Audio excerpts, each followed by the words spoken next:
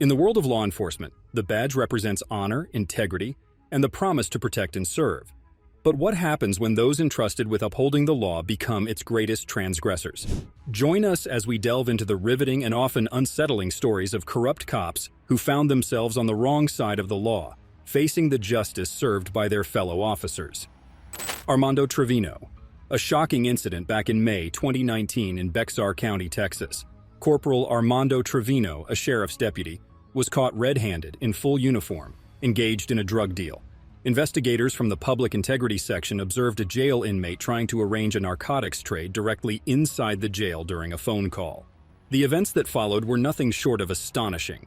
Why on earth did the San Antonio Police Department, the FBI, IRS, Texas Rangers, and even Trevino's own colleagues from the Bexar County Sheriff's Office all jump into action? Through surveillance, they got Rudy Anthony de la Cruz and Armando doing the drug deal. The officer present there immediately arrested both men and took them into custody. Armando was going to sneak these drugs into the Bexar County Jail, but before that could be done, officers arrested him. Trevino was dishonorably dismissed from the force on June 27, 2019, a month after the arrest took place.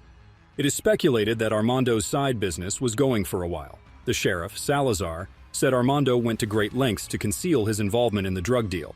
But with the San Antonio Police Department, the FBI, IRS, and Texas Rangers, he was bound to get caught. Trevino is currently in a really difficult situation. Officially, 6 distinct charges have been brought against him. He is accused of accepting bribes, participating in organized crime, and possessing drugs with the goal of reselling them. He dug his own downfall, drunk police captain.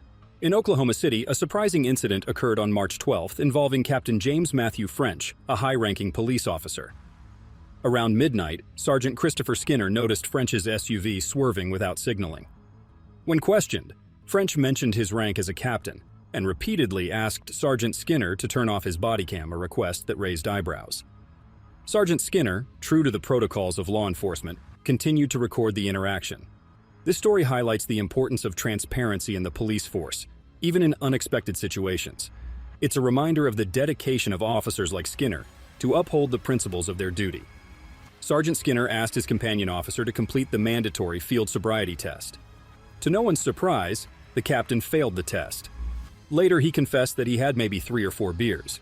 According to an incident report, French was arrested and booked on charges of driving under the influence of alcohol and failure to signal the intention to turn. Sexual predator. In 2020, an officer named Jalen Devin Fleer, serving in the San Diego County Sheriff's Jail and Court Services Unit, found himself in a deeply troubling situation. But what could lead to an arrest of a law enforcement officer? A 12-year jail term is now being served by Jalen Devin Fleer, a former San Diego County Sheriff's deputy, for a number of heinous offenses, including child exploitation. The presence of his mysterious wife, a 20-something, adds even more mystery to this tale.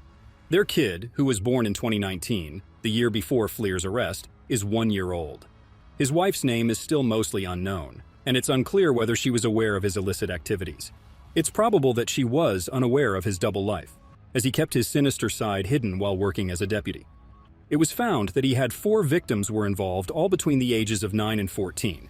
But the Deputy District Attorney Jalen Wang revealed that he had contacted more than 40 underage girls.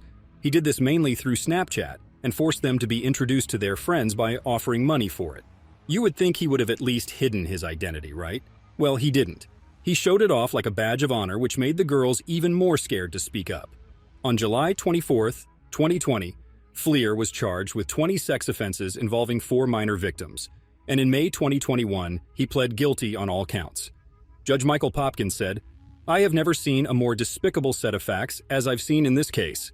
He was sentenced to 12 years in state prison with no probation. On top of that, he is registered as a major register as a sex offender for the rest of his life.